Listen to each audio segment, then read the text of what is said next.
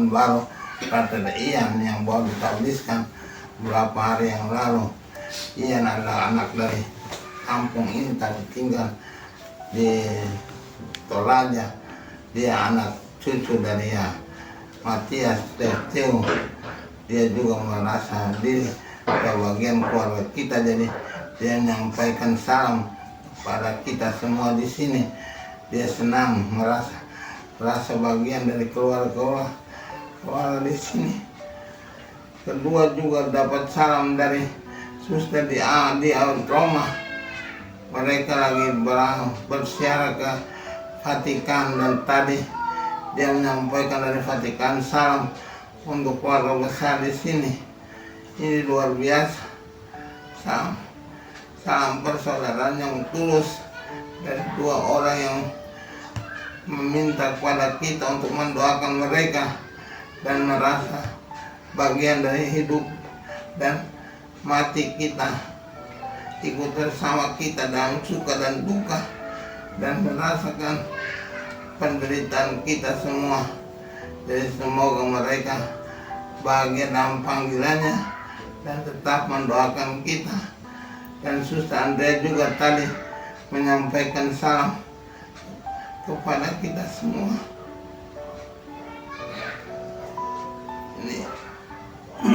Ini salam dari anak-anak yang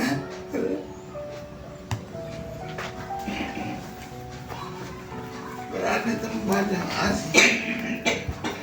Kita harap mereka tetap bahagia semua di tempatnya masing-masing, tetap mengingat kita dalam doa mereka, dan kita pun diri tetap mengingat mereka, karena ini merupakan keluarga yang besar dari kita semua, orang tua kita, dan turun kepada kita tetap mempertahankan kesatuan dan persatuan, kerukunan dan kedamaian dalam keluarga kita. Saya merasa ini indah sekali bahwa hari ini ketika Tuhan berbicara tentang pokok anggur, saya mendapat salam dari mereka ini, terutama Brother Ian yang sekarang menjadi akun baru. Dalam 1 tahun dia menjadi imam, dan kita semua dia akan menjadi orang yang bawa lagi nama keluarga kita.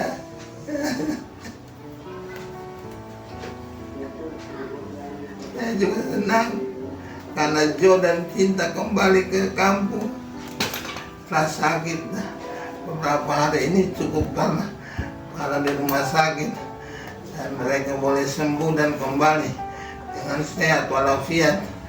Ini juga merupakan penghiburan bagi kita semua. Suka duka satu keluarga menjadi tanggungan kita semua. Saya dalam 2 bulan ini merasakan hidup bersama yang indah antara kita.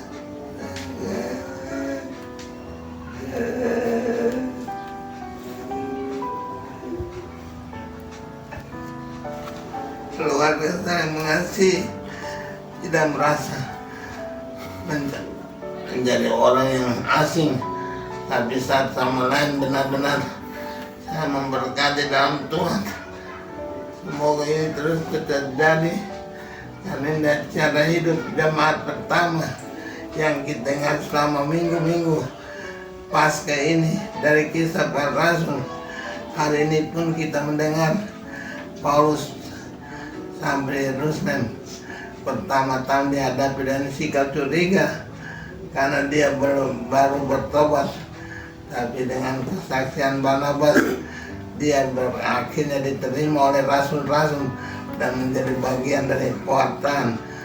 Dia mengatakan Injil tanpa takut dan berani untuk menjadi saksi Tuhan, karena dia sudah ditangkap oleh Tuhan hingga benar-benar dia menjadi seorang pewarta yang tangan handal.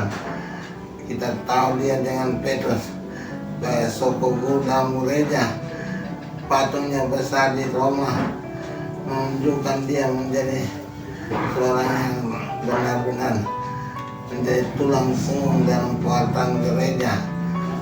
Kita doakan agar juga anak-anak kita yang baru mulai menjadi imam atau apapun, semoga mereka menjadi tulang punggung dan menjadi soko guru dalam gereja. Kekuatan mereka boleh berguna untuk umat semua di dalam kehidupan beriman tiap-tiap hari. Hari ini kita mendengar Tuhan Yesus menginginkan dirinya, kita terima dia sebagai pokok anggur. Kami rumah ini punya satu pohon kenari di sana, saya ingat pohon kenari besar, sangat besar buahnya, itu bagus sekali. Tapi kalau kami sampai di sana dan melihat bahwa pohon itu buahnya sudah diambil orang, kami semua kecewa. Tapi itu melambangkan hubungan antara pokok anggur. Tuhan kenal dengan pohonnya. Ini adalah lambang dari Yesus. Yesus ingin menyatu dengan kita, menyatu dalam tubuh dan darahnya, menyatu dalam firman-Nya, merupakan hal yang penting sekali untuk kita hayati dalam hidup kita. Kita harus datang pada Tuhan Yesus, ingat bahwa dia adalah pokok anggur. Baik kita dan kita ini carang-carang kecil, yang berarti ranting kecil, tapi ranting itu bisa berbuah kalau melekat pada pokok anggur, pada cabang besar. Kalau ranting terlepas dari cabang besar itu akan mati dan dikumpulkan lalu dibakar. Tapi kalau melekat betul-betul, dia akan menghasilkan buah dan buahnya berlimpah. Kita berharap kita semua menjadi seperti itu, supaya buah-buah kita, buah-buah kebaikan ini betul-betul diteruskan dalam hidup kita. Kita berdoa supaya dalam hidup ini kita tidak menjadi orang-orang yang sombong atau orang-orang yang merusak kesatuan dan persatuan, tapi kita harus tetap menjadi orang-orang rendah hati dan mau bersahabat dengan setiap orang. Keluarga kita begitu, kalau kita tidak pernah jahat pada orang, kalau kita selalu mau berbuat baik pada orang, maka semoga dalam kehidupan selanjutnya anak cucu juga mewarisi sikap yang baik kepada semua orang, terutama dalam pergaulan tiap hari. Semoga itu menjadi ciri khas dari keluarga kita dan tetap kita jalankan dalam hidup kita. Amin.